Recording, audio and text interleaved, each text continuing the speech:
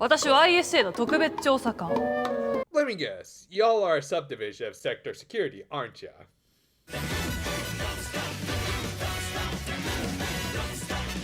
We opened this week with something that I don't think a lot of us watch anymore, the news that was talking about the Boonboomger, or the tire people as the general public had taken to calling them. Of course, this was supposed to be something unfortunate for our Sentai team, as they do try to keep a lower profile, even if it is kind of part of their job to save the day, which Mira managed to pull off when she prevented a kid from getting isekai'd. She also tried to clarify their names.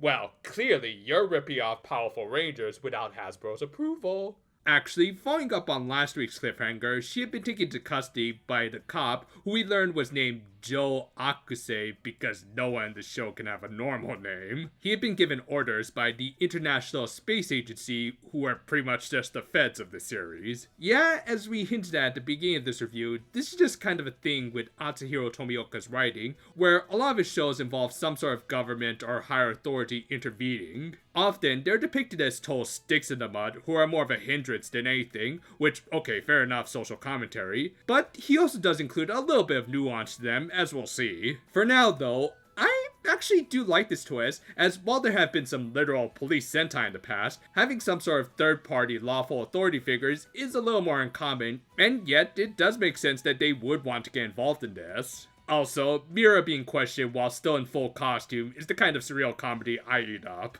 And speaking of which, at the same time, the Hashiran were planning their next attack at a bathhouse. I'm guessing the same one that lets demons soak in it.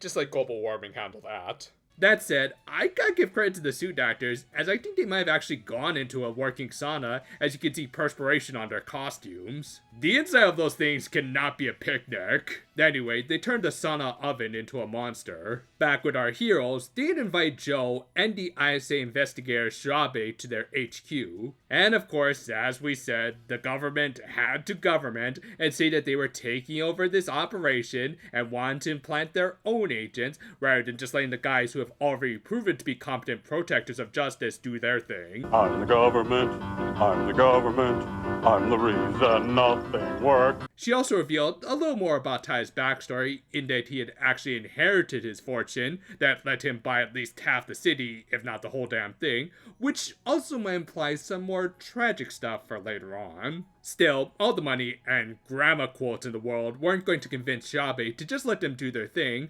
probably better than anything the government could ever do, sans getting the SPD involved, which yeah, let's not question other Sentai teams getting involved, as continuities are kind of all over the place in toy productions. Anyway, to overcome this cliched government character, they needed a stronger cliche, which ironically their enemies were willing to provide.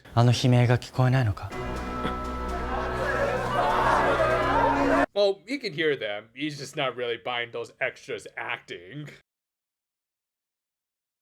Yes, this is a trope that even Akiba Ranger spoof, but it's still significant to this franchise, as like any heroes worth their spandex, they are meant to inspire hope to the common man. It's another example of why this is indeed a back to the basic Sentai, even if it is a bit cliched. If it's a core tenet of this franchise, then there's really nothing wrong with including it here. And after being hired by Gemba, who was procuring some heroes for the citizens, the Boonboomger deployed, with even Joe joining them and ditching Shirabe.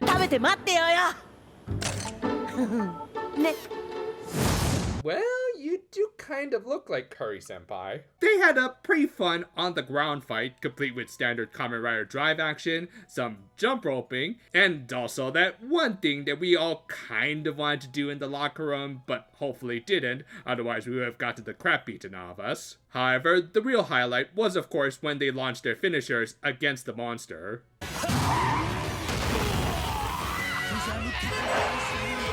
Did this show just go full Aquarian on us? Seriously, why was this just the first attack in the sequence? I mean, I get that they have to do the big slash thing to say no to the Hashiran, but come on, that was just awesome. Anyway, they of course moved on to the requisite CG chase sequence, which I'm starting to realize is more of bumper cars than Mario Kart. And the giant monster fight of the week was just kind of, eh.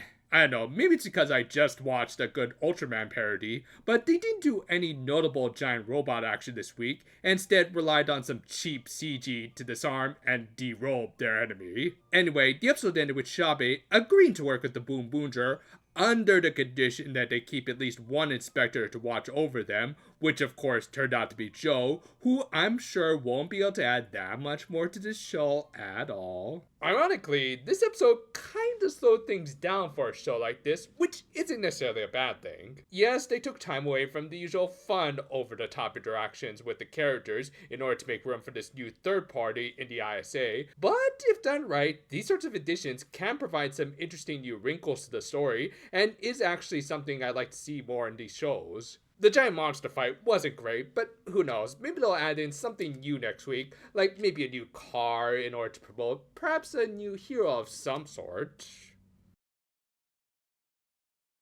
I think I could count on one hand the number of times third-party law enforcement have been involved with the heroes of a toy show. It's honestly not a bad idea, and could lead to some good world building and expand the scope of what the heroes have to protect. The fact that for this show they're called the International Space Agency does seem to suggest that we're going to see other aliens in this show aside from the Hashiran, which should be interesting. The new character in Inspector Shabe was of course a hard ass for most of the episode, only kind of showing a cuter side near the very end when Bundorio called her an older sister. Her turn was also kind of sudden, as she was clearly dead set on taking over the Boonboomger's operation, but then she saw them in action, ate some curry, and now she's their ally. I mean, she still kind of begrudgingly came to a compromise, but it still did feel a little rushed in this otherwise slightly slower paced episode. Regardless, I'm looking forward to see what they contribute to this story, as I have enjoyed Tomioka's other stories where heroes cooperate with the government but don't really work for them. More importantly, I am taking a liking to Joe, as he did go through a nice little arc of being won over by the Boonboomger's heroism.